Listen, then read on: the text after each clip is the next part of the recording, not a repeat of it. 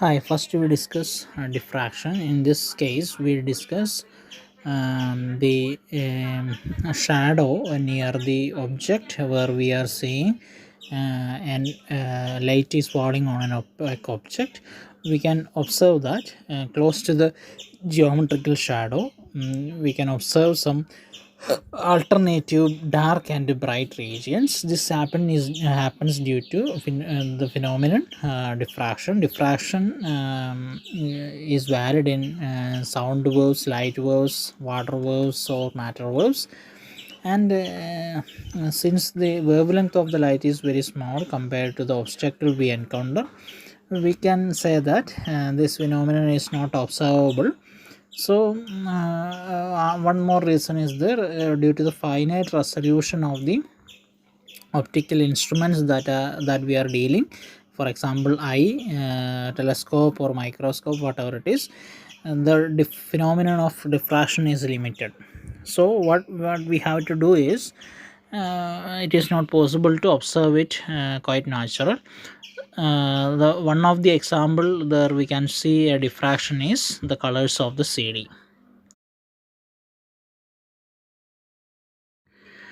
Here we consider a single slit.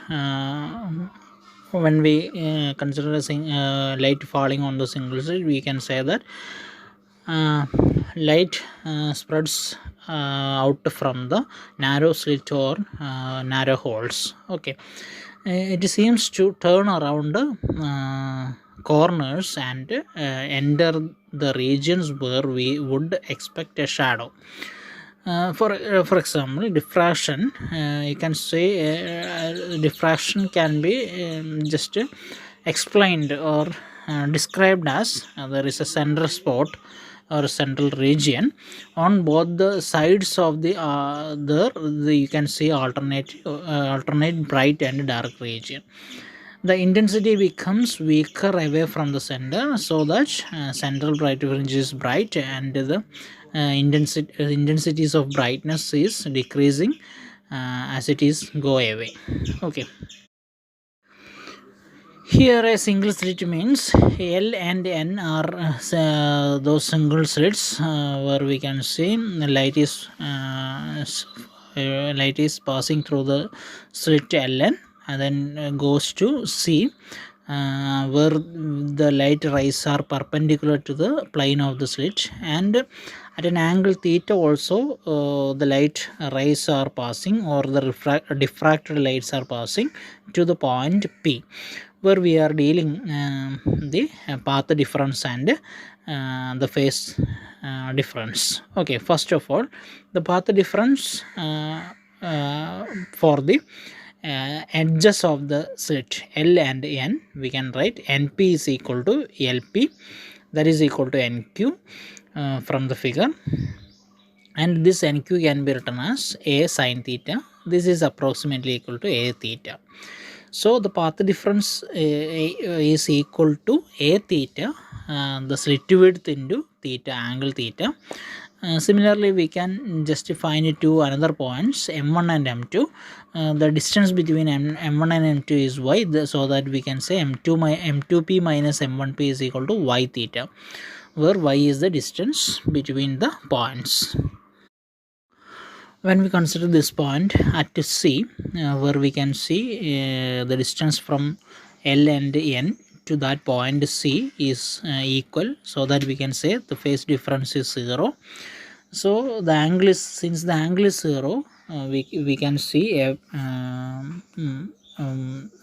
point, a region where we can see a bright spot. There are many other regions for this maxima point. So we can say that other secondary maxima is placed at theta is equal to n plus half into lambda by a, and minimas are observed at that means zero intensity are observed at theta is equal to n lambda by 2. For theta angle, path difference is a theta, and the difference can be taken as lambda or n plus half into lambda. Here it is assumed as lambda, so that we can write theta is equal to lambda by a. Now we divide this slit, we imagine this slit is divided into two, so that we can say that LM is one slit and MN is the another slit. The slit width or size of the slit is a by 2. So from every point M1 in LM, there is another point M2 in MN. Say that M1 M2 is equal to a by 2. Here the path difference is M2P minus M1P is equal to theta into a by 2, since the distance is a by 2 here. When we substitute theta is equal to lambda by a, we get a lambda by 2. That means path difference is lambda by 2, phase difference is 180.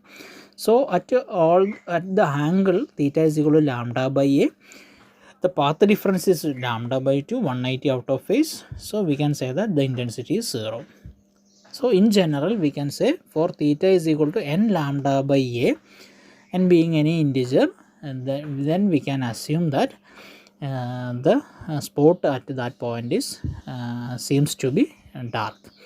For maxima we can say that theta is equal to n plus half into lambda by a. Consider an angle theta in lambda by 2a. When we substitute in this equation, we get it is equal to lambda. So this consideration, we consider the slit width is 2 by 3a. In order to complete the slit width, we need a 1 by 3a.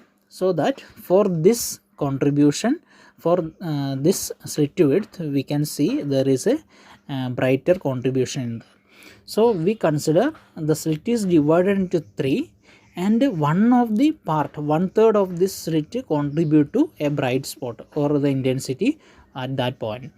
So if we divide the slit into 5, we can say that there is a 1 by 5th of the a that contributes to a bright spot. If it is divided into 7th, 1 by 7th of this contribute to a bright spot. So that we can say the central intensities due to the region becomes smaller and smaller as we divide the slit into more components. So we can say that this is the arrangement, or this is the distribution of brightness and darkness in this diffraction pattern.